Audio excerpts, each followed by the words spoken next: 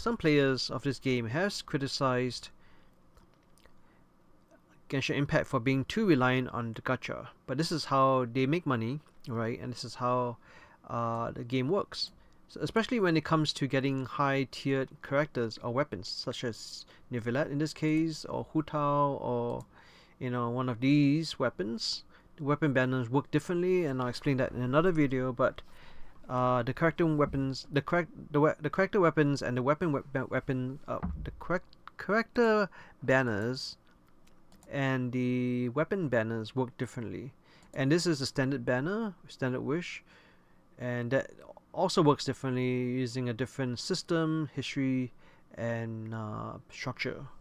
It's very similar to the character wish system, but it has its own set of characters, right? For example, these are all the characters you can get versus the other character wish banner, which is usually the newer characters or rerun banner, which I'll explain what reruns are. But basically, in this one, you can get Dia, Keqing, Chi-Chi, Jean, Tenari, Mona, and Diluc, and also some weapons, which are also 5-star weapons, like the Amos Bow, the Skyward Harp, Last Prayers to the Sacred Winds, Starwood Atlas, Primordial Jade Wing Spear, the Skyward Spine, Skyward Pride, Aquila Fontana, Wolf's Gravestone, and Skyward Blade. And the rest of these are 4-star characters and weapons. So maybe the game does rely too much on that system, but this is what it's built on, especially when getting higher tier characters like the 5 stars, like I already showed you what they are, who they are, and the details. As you can see, these are 5-star characters, and there are also other 5-star characters which you can get, but those are the main ones when you wish on a banner. So it is exciting, it is fun, but you have to be careful, and you should not spend more than you can afford to lose. So these characters like Nivelet and Hu Tao, they do help a lot. As a 5-star character, they do help a lot, and it can help you improve your gameplay, make it easier, make it more fun. Like for example, these weapons are like super awesome if you can get them, if you can wish and get them. But again, it's not so simple. There is a high probability you get something else instead of these weapons. And you can look at the details as well. You can see that these two are they have a 75% drop rate versus all these other items. Like these items. These are all 5-star items, but it's still you can also get characters on this banner. And mainly you're trying to get the best weapons, which are these two in this case. So miHoYo has introduced certain changes, such as the itemized path. You can actually choose and chart your course, so you most likely get this weapon versus the other weapon. They try to balance. I mean, they have tried. miHoYo has tried to balance the gacha system using a pity system, using a few other things to ensure that you get the guaranteed top tier rewards that you're after a certain number of pools. Like I said, if every 10 pool you get 4-star, and every 70 plus pools you get a 5-star, up to 90 pools. And then between 70 to 90 is most likely when you get a 5-star character. So they do highlight certain characters and weapons on each banner. So like I said, you can choose and you can increase your chances with them. So they have not completely randomized everything. They have given you a better chance to get certain characters, but overall it is still a pain point for a lot of people. So another aspect people are not happy with is the pacing of the content updates.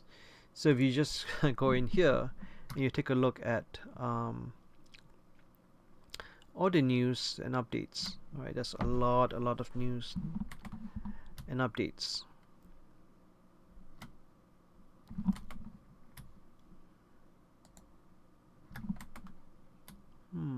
Where is it?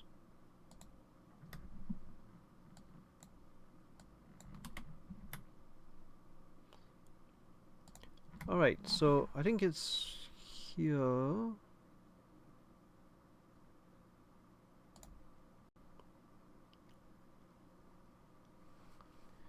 So in this case, for example, if we look at this as talking about version 4.1, which we're in, there's a lot of updates, event preview, specialized feedback, event calendar, and there's a lot of different events happening right now, and it's pretty cool, right?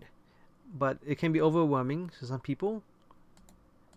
Specialized feedback, event previews, you can look at the different events that's going on, system updates, you can look at the weapons and the details about the weapons, you can tell them if it's useful or not, characters, you can look at all the different details about the characters, and you can even like read some of the, you can also read some of their voice lines here. So it's pretty cool. I mean, it's a pretty comprehensive game.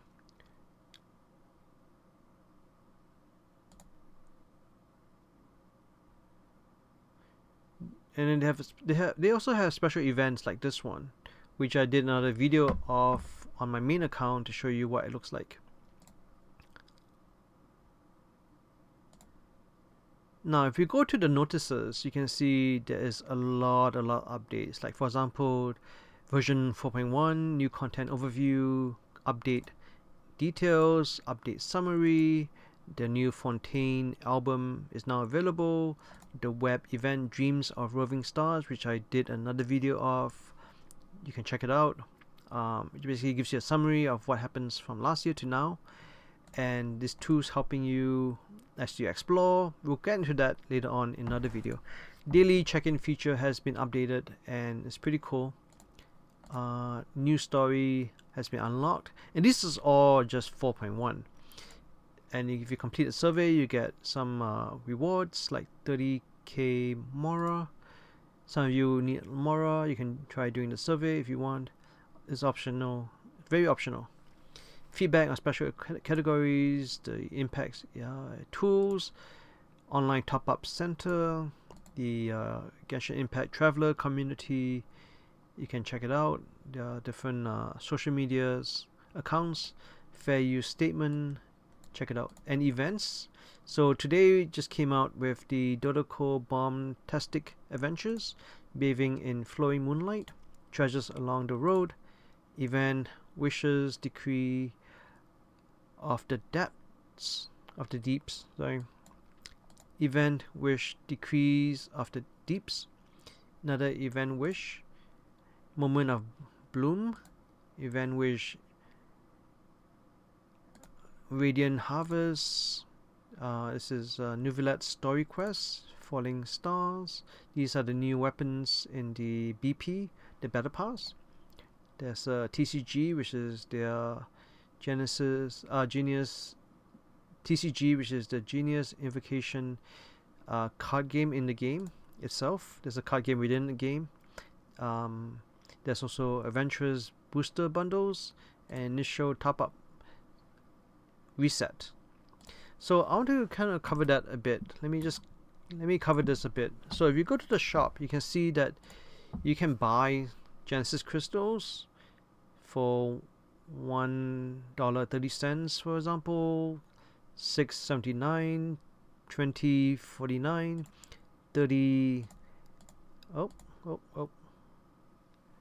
Yeah, then you just enter in you just enter your information. For example, your credit card, your expiry date, your CVV or your CVC, and the name on the card, and then just save it. or don't save it, and then you purchase it. So this is cancel. So $38.99, and this one is a lot of Genesis crystal, 3,280 Genesis crystals for $68 approximately. And then this is the best reward ratio, 6,480 Genesis crystals for $134.99. But the thing is, also there's bonus, so you actually get double.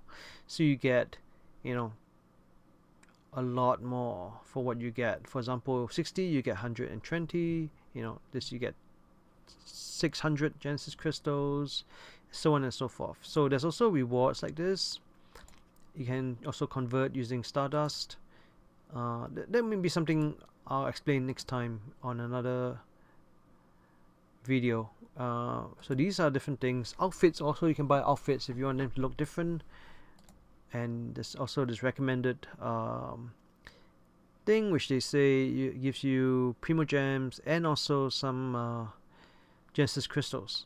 So basically you obtain 300 Genesis crystals right off the bat immediately after you purchase this, and then you get 2,700 Primo Gems across 30 days, and it can be purchased multiple times, and you can actually stack it up. So some people can buy up to 1 year and they can stack up. So you get all the crystals immediately, you can convert it immediately, and then just stack up every day, log in, and then collect your Walken Moon, right? Blessings of the Walken Moon, which I got recently, and it's pretty cool. Alright, let's move on. So in terms of updates, there is an update every few weeks, every 6 weeks actually. In Genshin Impact, they release a new update, and usually it's and every once in a while they release a major update. Like every once a year they release like a version update, like this is the version 4, so then there's version 4.1, 4.2, 4.3, 4.4, 4.5, and then each update also has different updates to the map and the new regions to explore, with new characters to meet, new events to participate in, and some other characters that, you know, like NPCs which you meet, but you cannot play as them, but you can meet them and talk to them, interact with them, and they might give you some reward sometimes. So another thing is, like I said, people complain about updates. It takes, you know, there's a gap between updates, and it's not updated fast enough, and people run out of content very quickly because those people who grind through the content, they finish everything, 100% everything in a very short period of time, and that is not a good idea because it can cause burnout. And obviously there is a release schedule, so people are complaining that it is too long, but it is what it is. It can be frustrating for people who crave new challenges all the time because they want new rewards, they want to, you know, do more stuff. That's why there's something called the Abyss. Let me show you right now. So let me look at my map. So if you look at the map, right, you can see there's lots of different things you can do, and this is where the Abyss is, and we'll go there in a few minutes. Yeah, we'll go there in a little bit.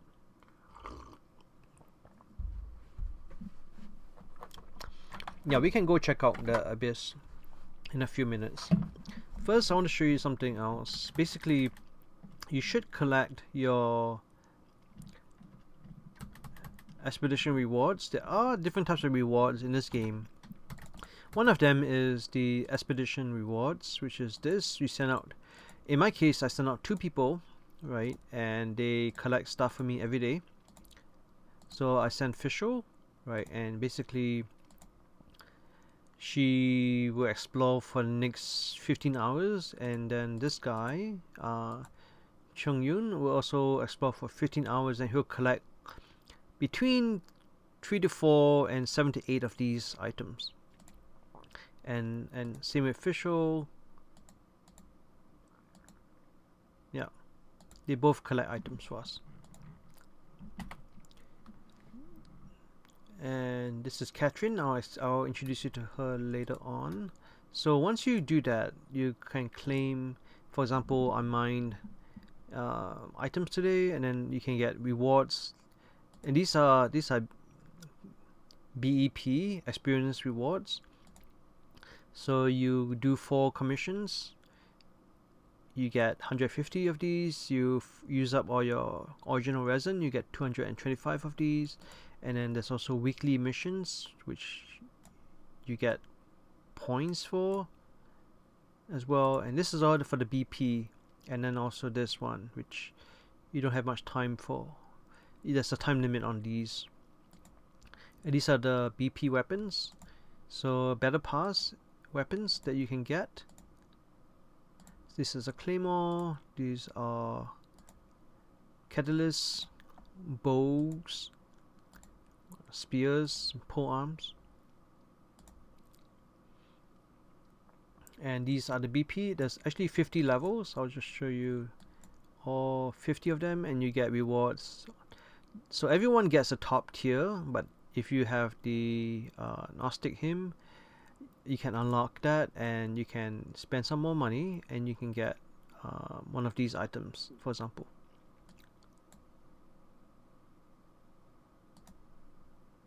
So there used to be only 5 weapons. Now they have 10 weapons, and they'll probably add more in the future.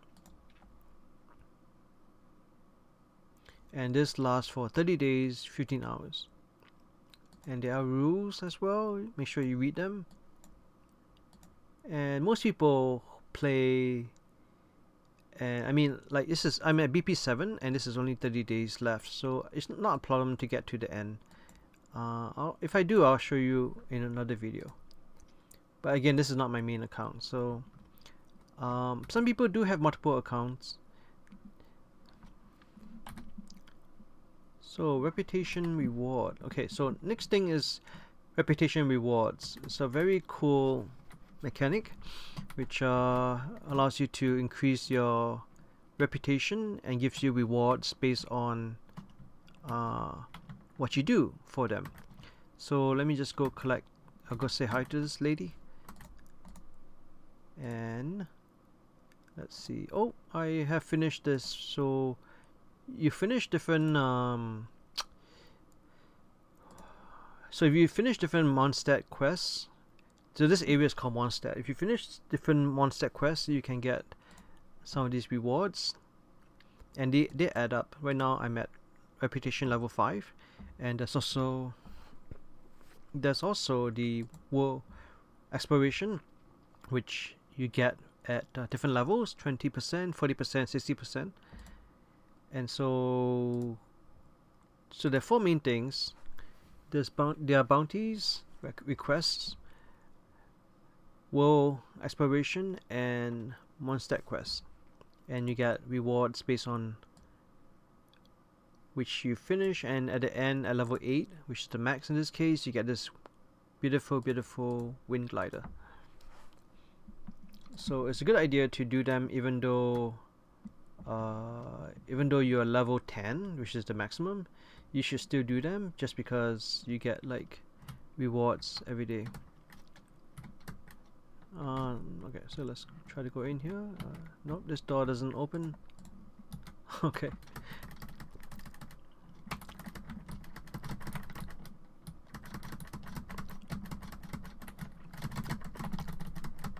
So there are mushrooms everywhere, and then you can enter the tavern through this door. So this is a tavern. Let's go in and sit down and continue this thing.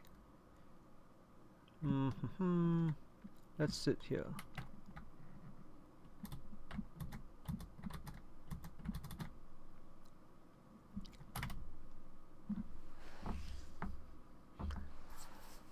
So as I was saying, some people are frustrated because they crave more challenges, more rewards, more events, and they've completed all the available content really quickly.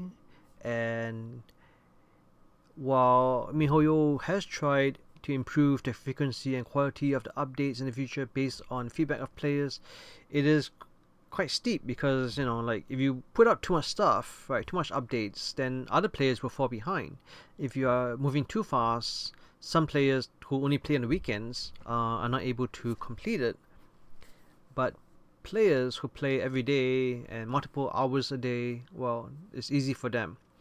So there is a frustration, there is a pain point for some Genshin players, but you know, it is what it is, right? So I just want to let you know that some issues that people do complain about or are unhappy about this game, but overall, you know, like any game, like this game actually updates very, very regularly. I've been playing it for close to 3 years now, and it's very, very good in terms of quality, and it keeps improving actually. If you look at my videos from the beginning, like 2-3 years ago, like and videos now, the quality of the game has improved a lot. As you can see, we start off in Mondstadt, but then we move on to other parts of the world. I'll show you the map again.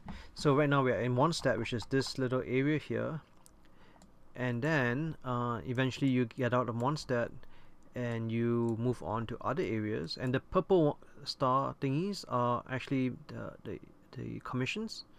So as you play, you move to Dragonspine, for example, and then Bishu Plain, and a few other places. And then in this account, I've not explored the rest of the map, but I'll show you on another account where I have explored the whole map and 100% everything. So this is Fontaine now. It looks very small, but I'll show you how big it is in another in my other main account. And this is where we're going to the abyss now. So overall, I would say that it is not too late to play this game.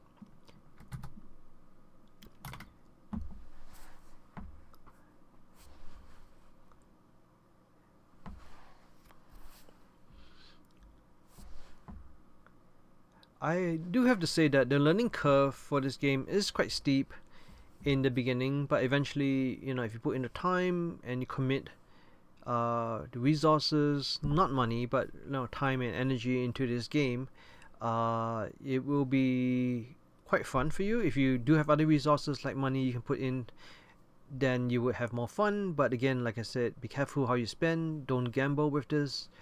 It can cause addictions, and some people have spent thousands of dollars on this game and they have regretted it. So make sure you don't spend more than you can afford. Okay, I'm going to end here for now. I'll come back next time.